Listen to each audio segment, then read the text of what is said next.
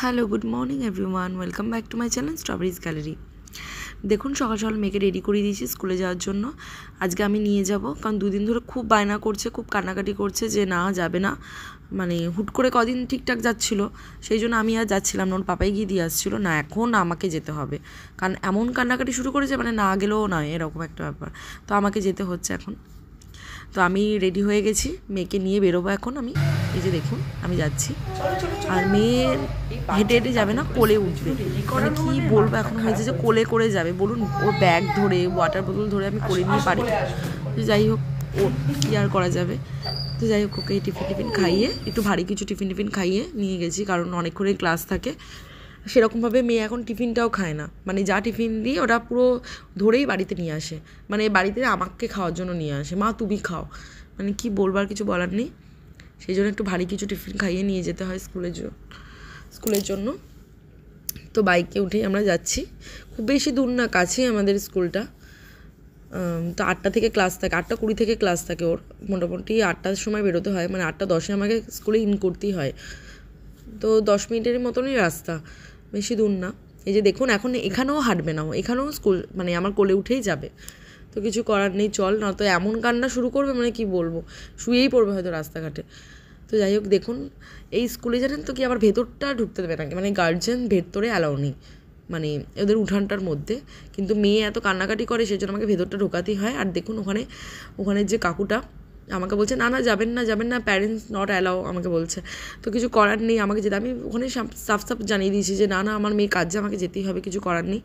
তো ওই জন্য ওরা রেগে গেছিলো। তো আমারও মাথাটা গরম হয়ে গেছিলো যে মেয়ে কাজে আমি তো অবশ্যই দিয়ে আসবো, কারণ ওদের এতগুলো টেক কেয়ার করার জন্য যে মাসিগুলো থাকে, তারাও কেউ বাইরে দাঁড়িয়ে নেই। তো ওরা বাইরে দাঁড়িয়ে থাকলে তো তাহলে আমার সুবিধা হয় যে আমার বাচ্চাকে তাদের কাছে আমি হ্যান্ড ওভার করতে পারি না, তাহলে আমাকে ভেতরে ঢুকতেই হবে।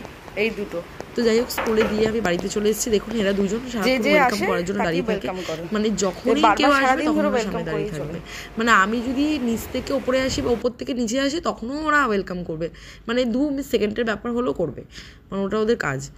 তো দেখুন আমি টিফিন খেয়ে আমি ওই শাক কাটতে বসে গেছি, মানে কলমি শাক হবে আজকে। তো সেই জন্য ওই টুকটাক কাজকর্ম, যেহেতু মেয়ে নেই এখন, আমি ঝাড়া হাত পা, টুকটাক কাজকর্ম আমি করে নিতে পারবো। আমি অবশ্য সেরকম কাজকর্ম পারি না, মানে রান্নাবান্না আমি পারি না। আমি ওই সবজিগুলো, যেমন আনাজপত্রগুলো কেটে দিতে পারবো, যেমন মাংসের জন্য কী জোগাড়, মানে এই ধরনের জিনিসগুলো কেটে দিতে পারবো, এটাই। আর টুকটাক কাজকর্ম যেগুলো আমি পারি সেগুলো আমি করে নিই। তারপর করে নেওয়ার পর তারপরে আমি মোটামুটি ফ্রি থাকি। তারপরে মেয়ে স্কুল থেকে চলে আসলে মেয়েকে রেডি করানো, স্নান করানো, খাওয়ানো, সব কিছু এগুলো করতে হয় আমাকে। এগুলো করার পর তারপরে মোটামুটি মেয়েকে পড়ানো এইসবই করে থাকি। তারপর দেখুন এখন মানসী কাজ করতে চলে এসেছে। ওর নাম হচ্ছে মানসী, খুব মিষ্টি একটা মেয়ে। ওর আবার একটা ছোটো মেয়ে আছে, তো মেয়েটা আমার মেয়ের থেকে 1 বছরের বড়। তো দেখুন ও বলছে যে এত গরমে আর পাচ্ছি না, একটু জল খাই। আমি যে হ্যাঁ তুমি বসে জলটা খাও।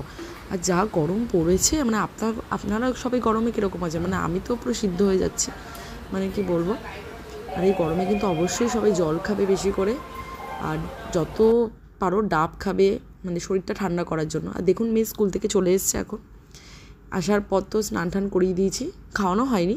এই যে এখন খেলাধুলো স্টার্ট করেছে, তারপরে খাইয়ে দেওয়ার পর একটু দুপুরবেলা ঘুমায়ও।